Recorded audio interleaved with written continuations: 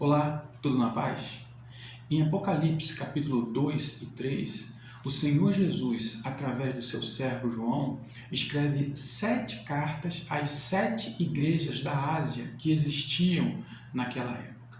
E a mensagem principal, o tema principal dessas cartas é a repreensão e o arrependimento.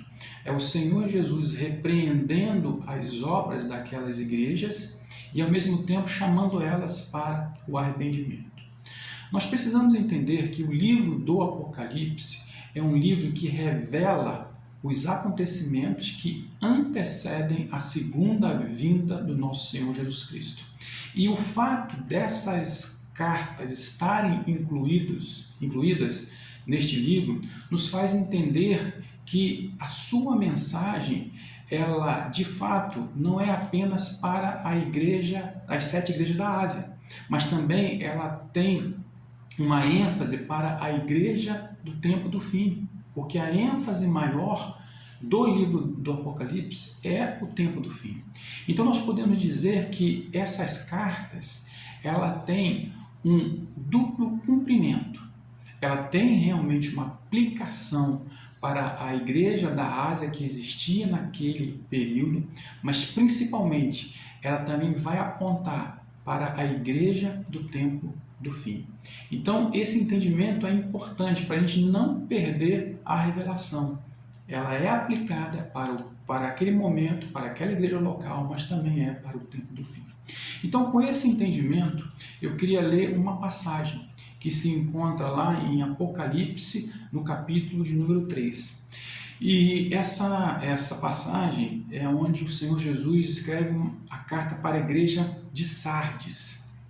Sardes é uma igreja na Ásia, hoje atualmente é localizada na Turquia, e nós temos que entender também que quando nós falamos que o Senhor Jesus envia através do seu servo João essa carta para a igreja de Sardes, não é que naquele local existia um templo, porque quando nós falamos de igreja, nós logo pensamos num templo. Não, era uma comunidade que se reunia nas casas.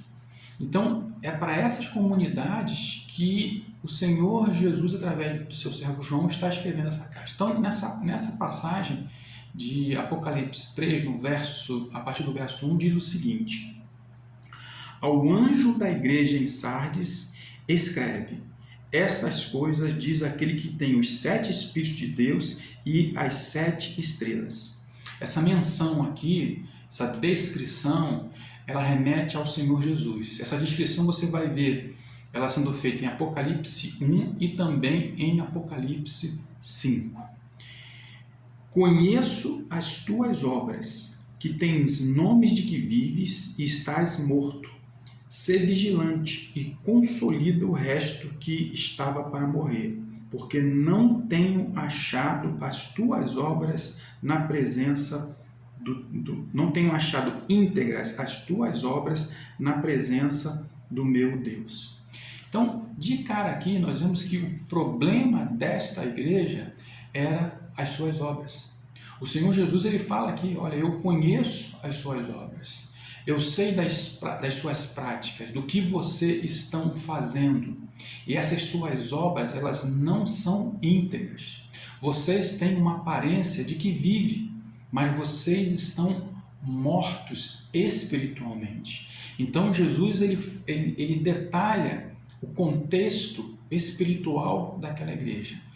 E esse contexto aqui também nos remete para a igreja do tempo do fim. E essa igreja do tempo do fim também é uma igreja que aparenta estar viva, mas as suas obras determinam que elas também estão o quê? Elas estão mortas. Então nós vemos uma igreja onde os seus líderes, eles estão mais preocupados com a arrecadação financeira da sua igreja do que cuidar, propriamente dito, de vidas. Afinal, eles precisam manter o seu status, a sua posição social. Então os dízimos e as ofertas, elas têm que estar sendo feitas. Também é uma igreja onde os escândalos, eles são recorrentes. E quando eu falo escândalos, eu me refiro à membresia, mas principalmente à liderança. Então nós vemos isso e reiteradamente problemas sérios nessa área. Nós vemos na igreja pedofilia, nós vemos adultério, prostituição, pornografia, escândalos financeiros terríveis. Tudo isso são práticas que hoje, infelizmente, nós vemos acontecer, são recorrentes essas práticas. É claro que isso, na verdade, é um reflexo da nossa sociedade. A nossa sociedade, nós vemos reiteradamente esse tipo de comportamento e, infelizmente, isso tem entrado nas igrejas. Então, assim como lá em Sardes, que era uma igreja que aparentava estar viva, mas ao mesmo tempo estava morta, a igreja do tempo do fim, ela também terá essas características, porque o tempo do fim serão tempos difíceis. Paulo, na sua carta a Timóteo, ele fala, olha, que nos últimos tempos, né, os homens eles serão mais amantes dos prazeres deste mundo do que amigos de Deus. Então isso atinge de cheio a igreja. A igreja, ela se perde nesse cenário. É claro e evidente que eu não estou aqui generalizando. Assim como eu, com certeza você conhece líderes de igreja que são pessoas idôneas, corretas, que praticam as boas obras, que se dedica a pregar a palavra. Só que, infelizmente, com o passar do tempo, e isso está se intensificando, esses homens que realmente têm a motivação correta no coração, eles vão diminuindo, então passam a ser apenas exceções. E o que nós vemos hoje realmente é um aumento da iniquidade no meio do povo. E aí, a partir do verso de número 3, Jesus ele vai chamar a igreja ao arrependimento. Diz assim no verso 3: lembra-te, pois, do que tens recebido e ouvido, guarda-o e arrepende-te. Porquanto, se não vigiares, virei como ladrão, e não conhecerás de modo algum em que hora virei contra ti. Essa expressão, virei como ladrão, ela aparece 6 vezes na Bíblia. Só no livro do Apocalipse ela aparece 2 vezes. E essa expressão sempre ela vai estar ligada diretamente à segunda vinda de Jesus.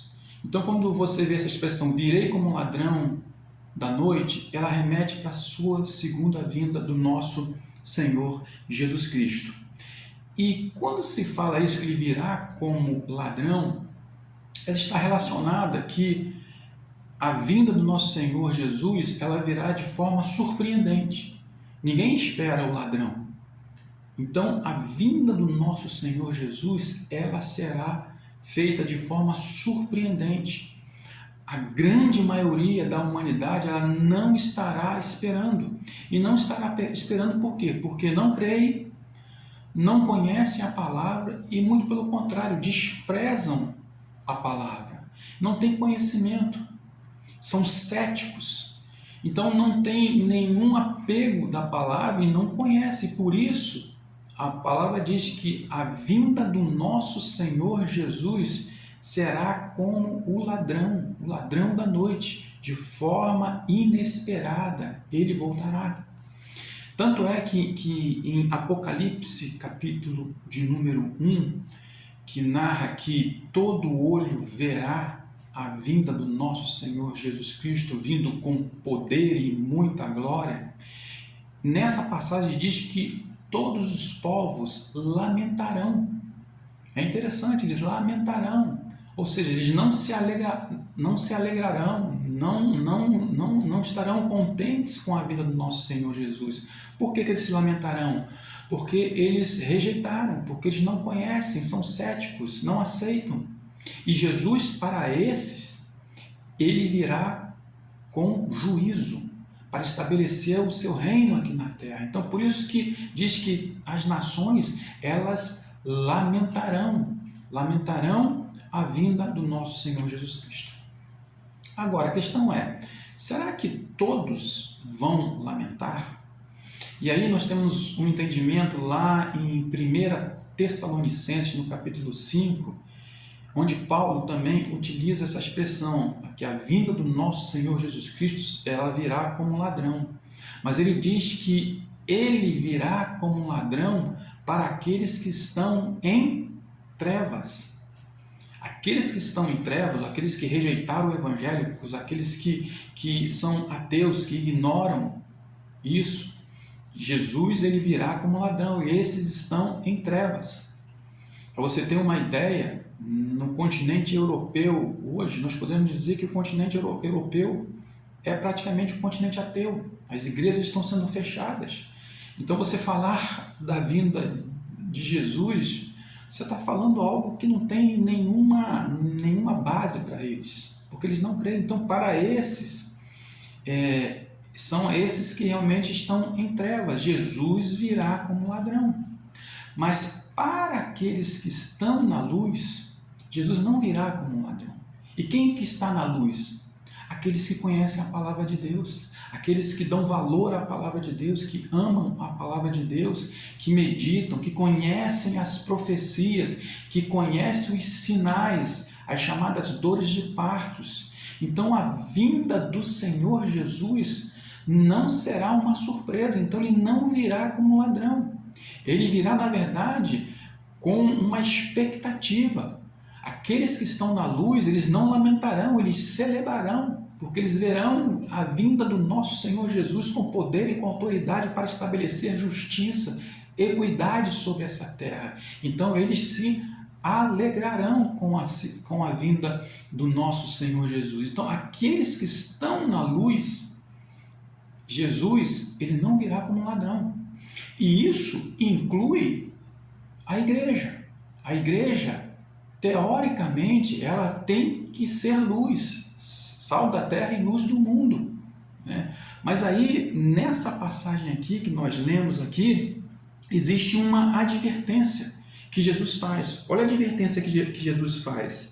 Ele diz assim: porquanto, se não vigiares, virei como o ladrão, e não conhecerás de modo algum em que hora virei contra ti. E aí está o grande problema, né? Vigiar. Jesus fala, olha, Jesus está falando isso para a igreja de Sardes. Então entenda, a igreja de Sardes representa a igreja do tempo do fim. Então ele está falando, olha, vocês têm que vigiar. Vigiem, porque senão eu virei para vocês como ladrão. E o grande problema, o grande desafio é esse nos nossos tempos, porque hoje literalmente a igreja dorme. Uma igreja que está envolvida com as práticas desse mundo, tomando a forma desse mundo. E essa igreja, ela dorme, ela não está vigilante. E uma igreja que não está vigilante, ela não está na luz, ela está nas trevas. E para esses que estão na igreja e que estão em trevas, Jesus virá como o ladrão. Então o fato da pessoa estar na igreja não diz muita coisa, porque eles têm que estar vigilante, conectado, conhecendo a palavra. E infelizmente, a grande maioria hoje da igreja, ela dorme, voltada para as suas necessidades, para os seus anseios. E isso se confirma no versículo seguinte. No versículo seguinte, no verso de número 4, olha o que o Senhor Jesus ele vai falar para essa igreja. Ele diz assim: tens, contudo, em Sardes, umas poucas pessoas que não contaminaram as suas vestiduras e andarão de branco junto comigo, pois são dignas. O texto diz que são poucas pessoas, né, que estão que não contaminaram as suas vestes, ou seja, não se contaminaram com as práticas desse mundo. Não são muitos, são poucos. A igreja de Sardes tinha uma congregação considerável, mas o texto diz claramente aqui que são poucos. Poucos que o Senhor Jesus encontrou as suas obras íntegras, que não se contaminaram com as práticas desse mundo, que foram fiéis até a morte com o Senhor Jesus, que não desviaram, que não retrocederam. Esses estão na luz, são os poucos. E é interessante que essa expressão poucos, ela aparece no discurso de Jesus. Se você for ver lá em Mateus, no capítulo 7, no final do sermão da bem-aventurança, Jesus fala sobre o caminho da vida. Ele diz assim: estreito e apertado é o caminho da vida. Estreito e apertado é o caminho da vida. Poucos são os que acertam. Poucos. Em outra passagem, em Mateus capítulo 22, Jesus fala assim: olha, muitos são chamados, poucos escolhidos. E se você olhar esse texto assim de forma superficial, você vai achar, nossa, Jesus ele chama muitos, mas ele escolhe poucos. Mas não é essa a realidade. A chamada é universal, por isso que muitos são chamados. Jesus chama a todos, o evangelho está aberto para todos, a salvação, a graça é para todos. Mas infelizmente, poucos são escolhidos, porque poucos são aqueles que perseveram, que permanecem no caminho que é estreito, que é apertado. Então, por isso que são poucos aqueles que são fiéis até a morte. Então, Jesus ele fala isso para a igreja: olha, existem poucos de vocês aí que não se contaminaram as suas vestes.